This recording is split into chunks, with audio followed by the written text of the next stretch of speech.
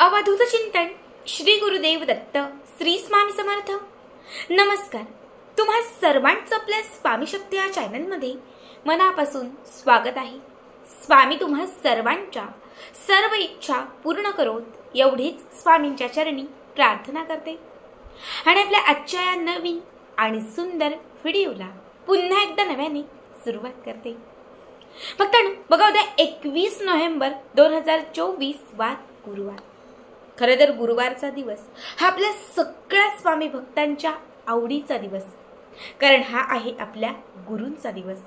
मात्र उद्याचा गुरुवार हा अत्यंत महत्त्वाचा आहे, कारण उद्या गुरुवारच्याच दिवशी पुष्य नक्षत्र आलेलं आहे आणि आपल्यापैकी सगळ्यांनाच माहिती आहे की ज्याही गुरुवारी पुष्य नक्षत्र येतं किंवा ज्याही पुष्य नक्षत्रावरती गुरुवार असतो तर त्या दिवशी आपण गुरुपुष्यामृत योग जो आहे हा साजरा करत असतो। बघा, उद्या असणारा गुरुपुष्यामृत योग हा या 2024 मधील शेवटचा योग आहे, यामुळे हा दिवस अत्यंत महत्त्वाचा आहे।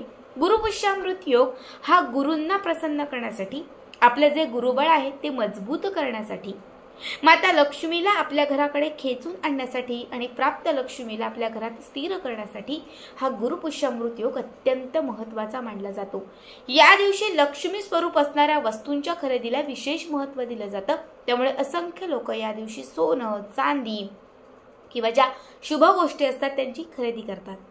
मात्र आजच्या व्हिडिओमध्ये मी तुम्हाला एक अशी गोष्ट सांगणार आहे, या एका झाडाचं पान तुम्ही उद्या पुष्य नक्षत्रावरती घरी आणलं तर ते सोन्यापेक्षाही तुमच्यासाठी मौल्यवान ठरेल।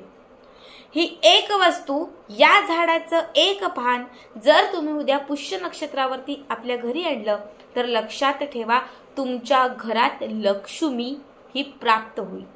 प्राप्त असणारी लक्ष्मी स्थिर होईल, चहूबाजूने घराकडे लक्ष्मी खेचली जाईल, पैसा आकर्षित होईल आणि आलेला पैसा हा टिकत जाईल। बऱ्याच वेळा पैसा येतच नाही, आला तर तो टिकतच नाही, ही समस्या तुमची या एका उपायाने संपून जाईल। अत्यंत प्रभावी सेवा आहे जी आपल्याला फक्त पुष्य नक्षत्रावरती करता येते। उद्याचा दिवस खूप शुभ आहे, सोनं चांदी जरी नाही खरेदी करता आलं चालेल, त्याऐवजी फक्त या झाडाचं पान घरी घेऊन या। जे लाभ किंवा ज्या शुभ गोष्टी तुम्हाला सोन्या चांदीपासून भेटतील त्यापेक्षा दुपटीने चांगले आणि शुभ लाभ तुम्हाला या एका झाडाच्या पानापासून मिळतील। आता हा उपाय तुम्ही सकाळ, दुपार, संध्याकाळ कुठल्याही वेळात करू शकता, पण सकाळी जर शुभ सांगाल तर सकाळची उत्तम वेळ म्हणजे 7 ते 9, संध्याकाळची उत्तम वेळ 6 ते 7:30, कारण ही लक्ष्मीची वेळ असते। या वेळात केला तर उत्तम राहील।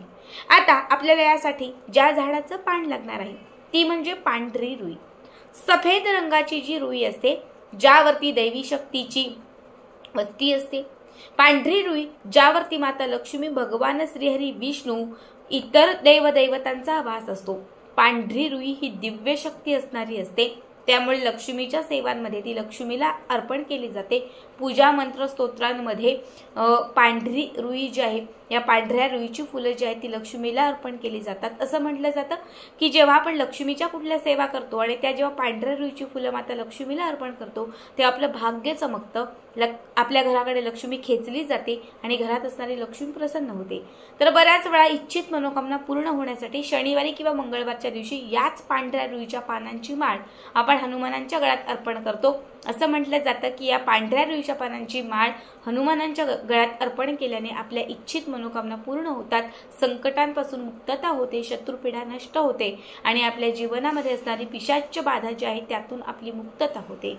त्याचबरोबर जेव्हा यश मिळत नाही, जेव्हा आपल्याला सतत अपयश येत असतं, प्रगती होत नाही, प्रगती खुंटते, तेव्हा याच पांढऱ्या रुईच्या झाडाचं मूळ जे आहे हे मूळ अभिमंत्रित केलं जातं आणि हे पांढऱ्या रंगात कापडून स्वतःजवळ, म्हणजे पांढरं सफेद रंगाचं जे कापड असतं त्याच्यात बांधून हे मूळ स्वतःजवळ ठेवलं जातं। याने यशप्राप्ती होते, सुखशांती येते, प्रगतीच्या वाटा मोकळ्या होतात, प्रत्येक गोष्टीत भरभरून प्रगती मिळते। त्यामुळे पांढरी रुई ही खूप विशिष्ट असते। याच पांढऱ्या रुईची 2 पानं उद्या आपल्याला आपल्या घरी आणायची आहेत। दोनही पानं घरी आणल्यानंतर ते स्वच्छ धुवून घ्यायची आहेत, थोडी स्वच्छ पुसा। त्यानंतर 2 प्लेट घ्यायचे, दोनही प्लेटांमध्ये ही दोनही पानं ठेवून द्यायची। एका वाटीमध्ये थोडं चंदन घ्यायचं, चंदनात थोडं पाणी घालायचं, चंदन त्या पाण्यात मिक्स करायचं, दोनही पानांवरती स्वस्तिक काढायचे। स्वस्तिक काढल्यानंतर या स्वस्तिकांच्या वरती थोडे थोडे तांदूळ ठेवायचे, तांदळाच्या वरती 2 सुपाऱ्या ठेवायच्या, दोनही सुपाऱ्यांवरती हळदी कुंकू अर्पण करायचं। त्यानंतर दोनही सुपाऱ्यांवरती 2-2 लवंगा ठेवायच्या, दोनही सुपाऱ्यांना उदबत्ती ओवाळायची, दिवा ओवाळून घ्यायचा। इतकं करून झालं की त्यानंतर एका वाटीत हळद घ्यायची, एका वाटीत कुंकू घ्यायची।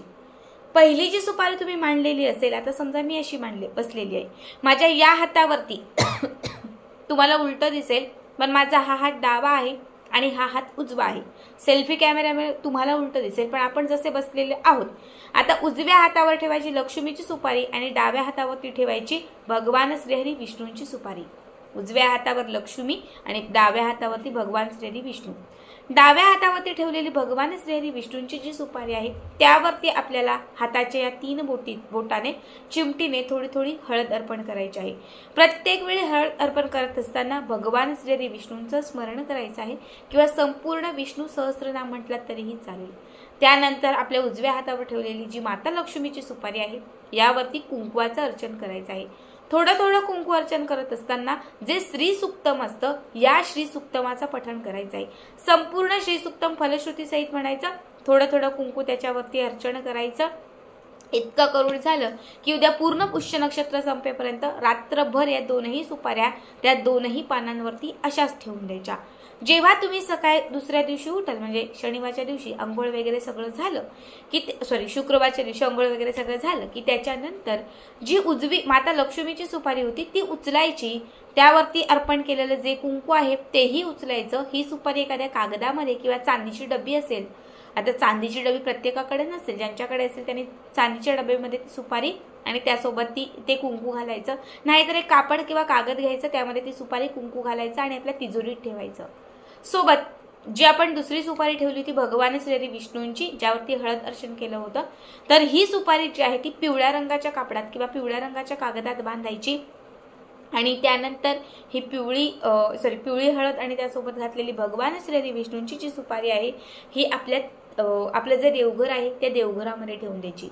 भगवान श्री विष्णूंची सुपारी ही आपल्या देवघरात ठेवायची आणि माता लक्ष्मीची सुपारी ही तिजोरीत ठेवायची।